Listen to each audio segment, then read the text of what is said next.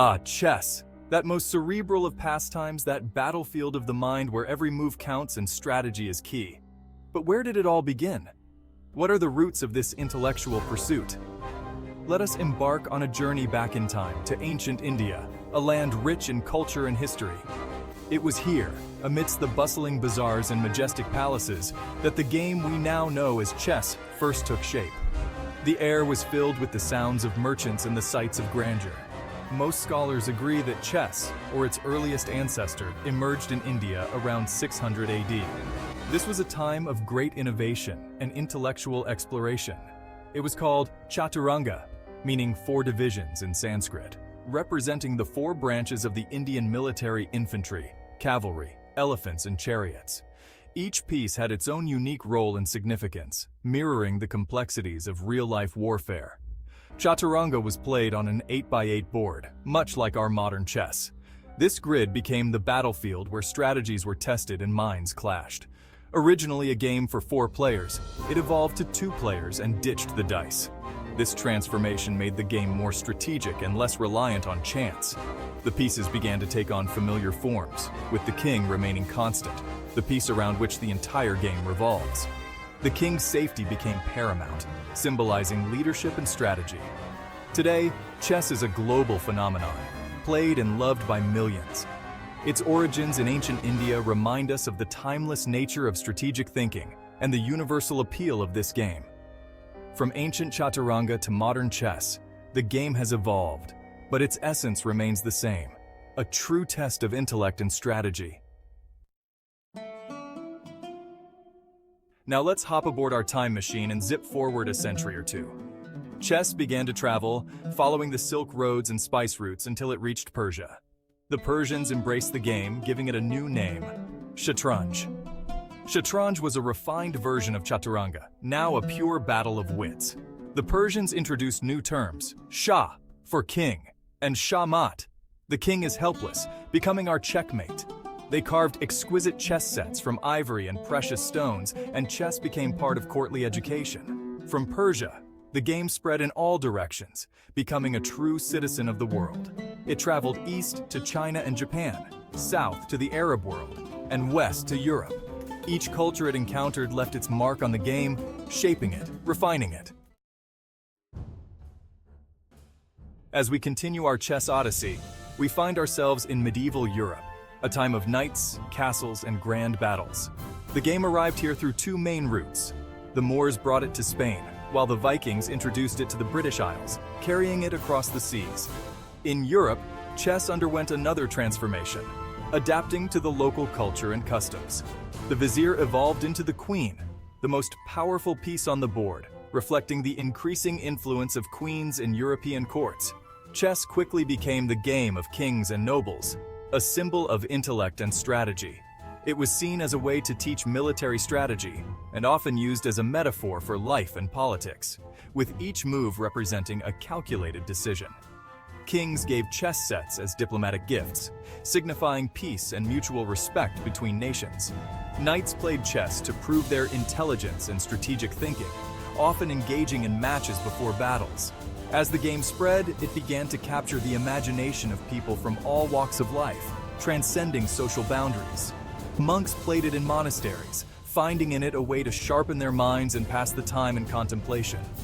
Merchants played it in taverns, using it as a means to relax and socialize after a long day of trade.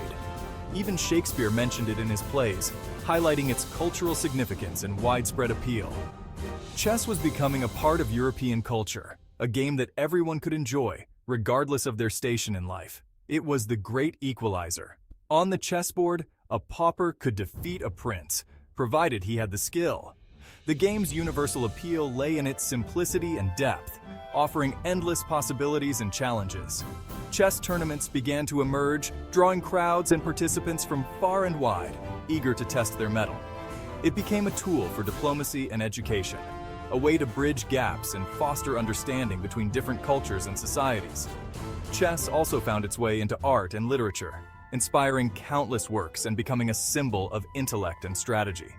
Truly, chess had emerged as a timeless game, one that would continue to evolve and captivate minds for centuries to come. As we waltz into the 19th century, we enter the Romantic era of chess. This era was characterized by a swashbuckling, daring style of play. Players favored bold attacks and spectacular sacrifices over careful positional play. One of the most famous players of this era was Adolf Anderssen, known for his brilliant combinations. His game against Lionel Kieseritzky in 1851, dubbed the Immortal Game, is still studied today.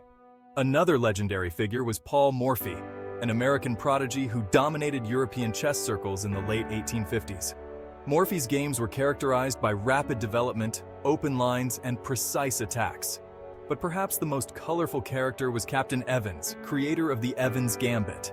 Legend has it that Evans, a sea captain, conceived this opening while on shore leave and then sprang it on unsuspecting opponents in London chess cafes. Enter Wilhelm Steinitz, a Czech-Austrian-American player known as the father of modern chess. Steinitz proposed that chess was not just a series of tactical skirmishes, but a game with underlying strategic principles.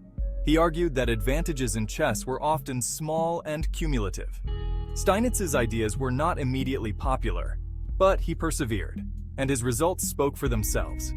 He became the first official world chess champion in 1886, a title he held for 8 years. Steinitz laid the foundations for what we now call positional play. Ideas like controlling the center, the importance of pawn structure, and the concept of a small but lasting advantage all stem from Steinitz's work. He turned chess from an art into a science, showing that it was both. Chess had grown up, put on a tie, and gotten a proper job. As we move into the 20th century, chess enters its golden age. The title of World Chess Champion becomes the most coveted prize in the game. One of the first great champions was Emanuel Lasker, who held the title for 27 years. Lasker was known for his psychological approach to the game. Then came José Raúl Capablanca, the human chess machine from Cuba, renowned for his endgame skill and quick, intuitive play.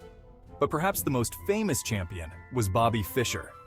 Fischer's 1972 World Championship victory over Boris Spassky was set against the backdrop of the Cold War.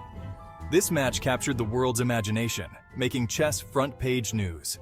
For a brief moment, grandmasters were treated like rock stars. As we delve deeper into the 20th century, chess becomes an unlikely battlefield in the Cold War. The Soviet Union poured resources into developing young talent, creating a veritable chess factory. From 1948 to 1972, every world chess champion was Soviet. Chess became a matter of national pride, a way to demonstrate the superiority of the Soviet system.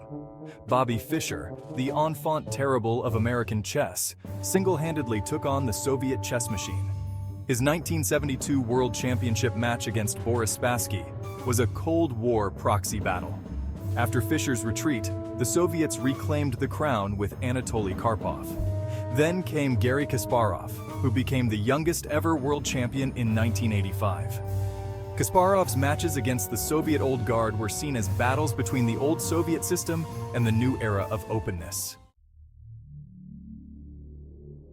As we navigate the latter half of the 20th century, we find ourselves at the intersection of human intellect and artificial intelligence.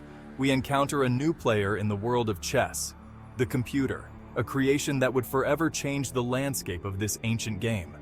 The idea of a machine that could play chess had been around since the dawn of computing, capturing the imagination of scientists and enthusiasts alike. Alan Turing, a pioneer in computer science, wrote one of the first chess programs in 1951, a remarkable feat considering the limitations of technology at the time. This was before computers even existed that could run it, showcasing Turing's visionary thinking and the potential he saw in artificial intelligence. As computers became more powerful, so did their chess-playing abilities, evolving from simple algorithms to complex systems capable of deep strategic thinking. In 1967, a significant milestone was reached when a computer finally beat a human in a chess game, marking the beginning of a new era. This victory was a harbinger of things to come, as computers continued to improve at an astonishing rate. The real watershed moment came in 1997, when IBM's Deep Blue defeated the reigning world champion Garry Kasparov in a highly publicized match. This event was not just a victory for technology, but a profound statement on the capabilities of artificial intelligence. Today, chess engines are so powerful that they're essentially unbeatable by humans, having surpassed even the greatest human minds in the game. These engines are used extensively in preparation and analysis by top players, revolutionizing the way they approach the game. It's changed the nature of professional chess, introducing new strategies and methods that were previously unimaginable. The challenge now is not just to play good moves, but to play moves that are difficult for a computer to anticipate, adding a new layer of complexity to the game. This ongoing battle between man and machine continues to push the boundaries of what is possible.